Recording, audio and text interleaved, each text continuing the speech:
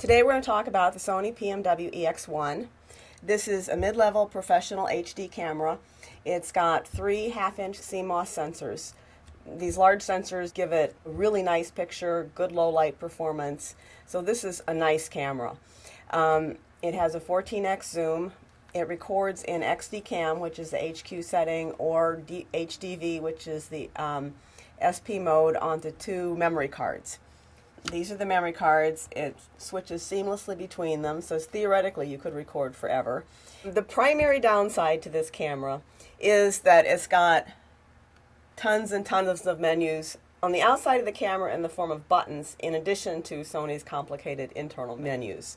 So this camera is not easy to learn, and I'm going to show you the basics. But one trick that I've seen some people do is to just take a little piece of gaffer's tape and cover up the buttons that you know you're not going to use, so you don't flip them accidentally.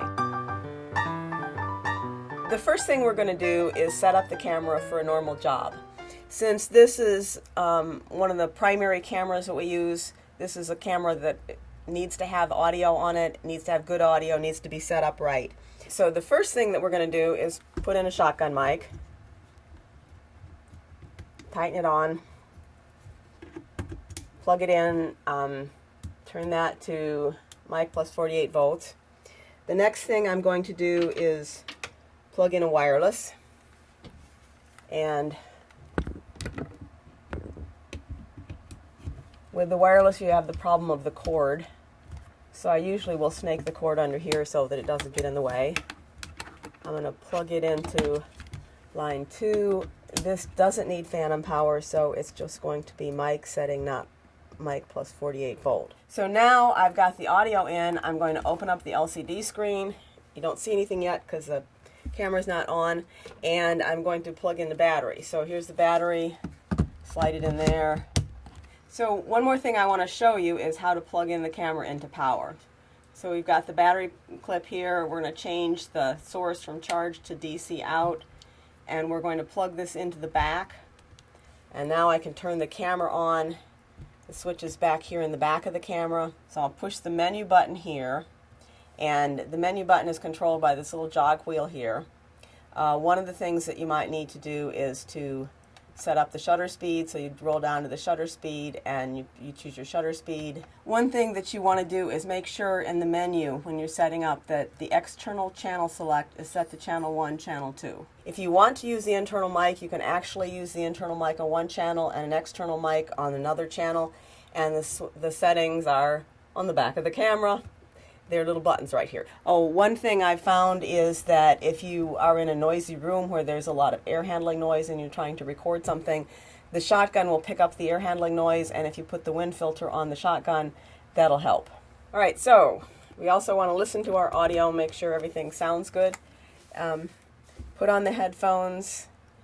We can change the volume right here. Next, we're going to cover the memory cards. You might need to clear off the memory card. So in that case, I'll push the menu button here. You go down to this bottom setting and you scroll way to the bottom that you can't even see. The best thing to do is to delete all clips. So I'm going to go down to the clip menu, all clips delete, execute. Yes, I'm sure, execute again, and all the clips are being deleted. Alright, so once we've cleared off one memory card, we just want to press the slot select to go to the other slot and clear off that memory card too. And then we press the menu button again, and we're back. You can change the memory cards while recording, but you don't want to take the one out that you're recording to. So if I turn this on to record, we'll see it's red. You can't change this one. You can change this one. You push it in, take it out, and you can even start capturing on a computer while you're shooting if you need to. There's a zebra here. There's peaking here. This is a full auto button. Generally, you don't want to have the full auto button turned on. If I want to do white balance, you choose one of the presets, A or B. You push this button right here. When you push the button, you'll see that it's adjusting to the light and it's white balancing.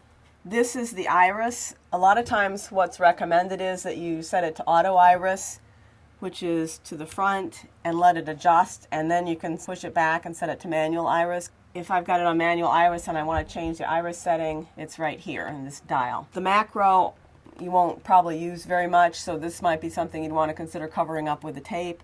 Down here is the focus, so back is manual focus, and you see the screen changes and shows you an MF, and forward is autofocus. You have a focus ring here. This is a gain setting. There's high, medium, and low gain. Right here we have the ND filters. So if you're outside and you need to cut down the amount of light, you choose one of these settings, and the camera will tell you when it thinks you should be changing it. The toggle for the zoom here, you also have one on the handle, and you also can zoom with this, but that's not as smooth of the zooms generally, so you probably won't want to use that. One thing that a lot of people use a lot is backlight and spotlight functions, and I haven't found a good one for this camera. This is one of the drawbacks. There are a couple watch-outs with this camera. For one thing, there's a zoom switch under the lens, which changes the servo from manual to auto. So if you're not able to zoom for some reason, check that servo switch. That's most likely the problem, and this can get switched pretty easily.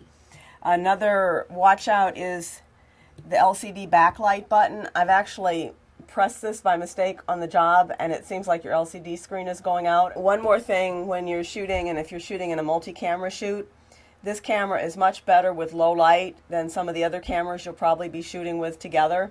So if you have scenes that are very dark, this camera will make them so nice and bright that it'll be hard to edit because the other cameras can't be gotten that bright. So kind of keep the settings down and make it a little bit darker than it wants to go if you're shooting in low light and you're shooting a multi-camera shoot. To record, there's a button here to record. You can also press the button up here to record. You'll see the red light, and there'll actually be a red light on front of the camera. That's pretty standard. So when we're done shooting and we want to review, change the switch here, it'll bring up a menu, and I can use this toggle here to select which clip, and I can press play, and it'll expand the clip and start to play it. When you want to get the footage off the camera, the easiest thing to do is if you have a card reader. Now, most Mac laptops, the express card slot will actually read this. You plug it in and it acts just like a drive. If you can't do that for some reason, you can plug in the camera. The camera has a USB connection right under here, along with a bunch of other connections.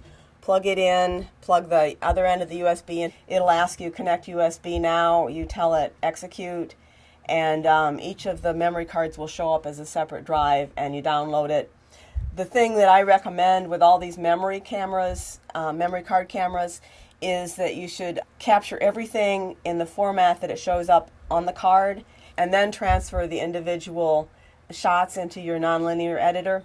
The reason is because if you have a lot of individual shots and it doesn't get all of them for some reason, you've lost it because you don't have any kind of a tape or backup. If you keep on a separate drive, if you keep the folder structure just as it is, coming off the camera as a backup, then you can go back in and you can capture all those clips again, and you can pick up what you've lost. And I only say this because I've gotten myself into trouble not doing it, and I've saved myself when I started doing it. So I think that's it with this camera. Thank you very much for listening.